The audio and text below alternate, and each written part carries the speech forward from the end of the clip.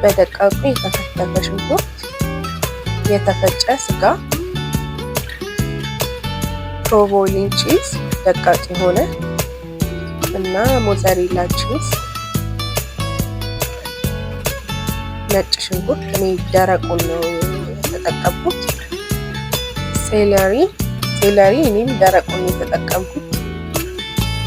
ሮዝሜሪ እሱንም ደረቁን ነው የተጠቀምኩት እና የፐርስሊን ቅጠል ደረቁን የተጠቀምኩት። ሽንኩርታችን ብራውን እስከሚሆን ድረስ ካቁላላ ነው በኋላ ስጋን ጨምርና አንድ ላይ እናቁላለዋለን በደንብ።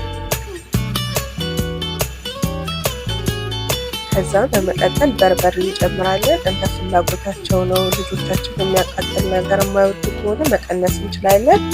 እኔ የሚያቃጥል ነገር በጣም ስለሚወዱ በደንብ ነው የጨመርኩት በርበሬ።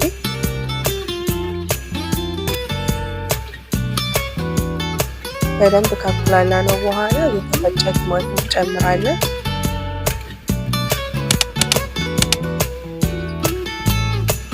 ቲማቲሙን ከጨመረን በኋላ ዘግተን በደንብ እስኪንተከተክ ድረስ ስጋውን እስከሚጨርስ ድረስ የቲማቲሙን ማቆየት።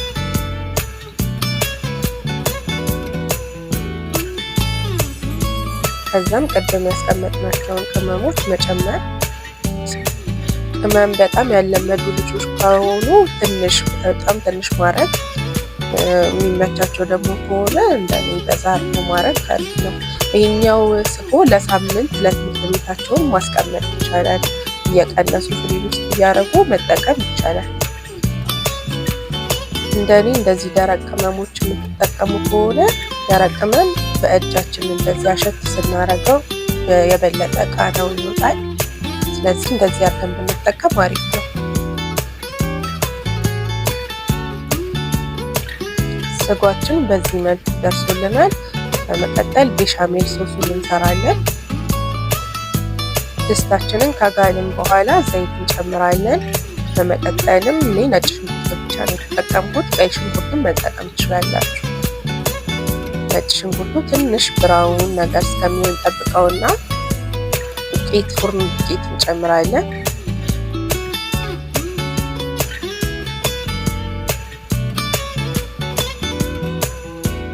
ፉርኖ ዱቄቱንም ከጨመረን በኋላ ትንሽ ወደ ብራውን ነገር ሲሆን ወተት ሁሉንም ነው የምንጨምረው። ኩባያ ላይ ያለውን ሁሉንም ነው። ለምን ይጓጉልብናል። ቀስ ቀስ እያልን ከጨመረን ሁሉንም ጨምረን በደንብ እጃችንን ሳናቋረጥ በደንብ አድርገን መምታትና ማዋሃድ ይኖርብናል።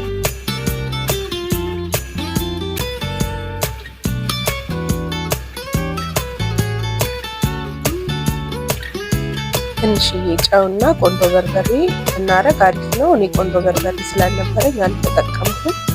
በመቀጠል በደንብ ቺዚ እና የተያያዘ እንዲሆን ሞዘሬላ ቺዝ ጨምሬበታለሁ። ምሳቃቸው ላይም ደረቅ ሲል በደንብ ተጠባብቆ እንዲቆይ ይረዳዋል። ቺዙ በደንብ ቅልጥ እስከሚልና ትንሽ ወፈር እስከሚልልን በደንብ አድርገን መምታት፣ እጃችንን ሳናቋረጥ በደንብ አድርገን መምታት። እሳቱን ትንሽ ብንቀንሰው እዚህ ጋር አሪፍ ነው። በመቀጠልም ያዘጋጀነውን ላዛኛ ቂጣ ውሃ አፍልተን ውሃ ውስጥ እንጨምራለን። የላዛኛ ቂጣችን ስስ መሆን አለበት። በደንብ እጃችንን የሚያሳይ ከታች ስስ መሆን አለበት። የዚህን የላዛኛ ቂጣ አሰራር ለማወቅ ከፈለጋችሁ የአትክልት ኑድል የሚል ላይ ሰርቸዋለሁ። የሱ አሰራር ነው፣ እዛ ላይ ታገኙታላችሁ።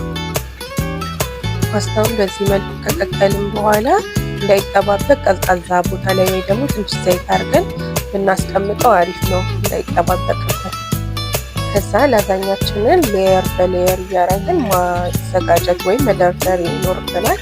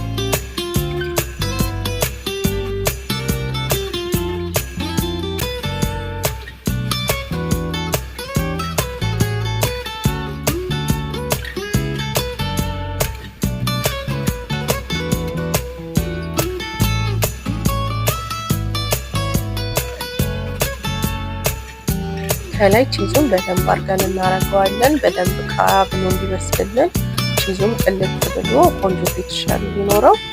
በመቀጠል ኦቭን ውስጥ እናበስለዋለን። ኦልሬዲ የበሰሉ ነገሮች ስለሆኑ 15 ደቂቃ ምናምን ይፈጅብናል። ከዛ ላዛኛችን በዚህ መልኩ ቀርቧል። በጣም ቀላልና ለልጆች በጣም ተስማሚ ጣፋጭ ነው። በጣም ነው የሚወዱት ልጆች። እኔም በትንሹ በዚህ መልኩ አድርጌ የሰራሁት። ደርድራችሁ ፍሪጅ ውስጥ አሳድራችሁ ኦቨን ውስጥ ለ15 ደቂቃ ጠዋት አድርጋችሁ መስጠት ትችላላችሁ። በጣም አሪፍና ጣፋጭ ላዛኛ አሰራር ነው። ሌሎች የልጆች ምሳ እቃዎች እንድሰራላችሁ ከፈለጋችሁ ኮሜንት ላይ ጻፉልኝ። ቴንክ ዩ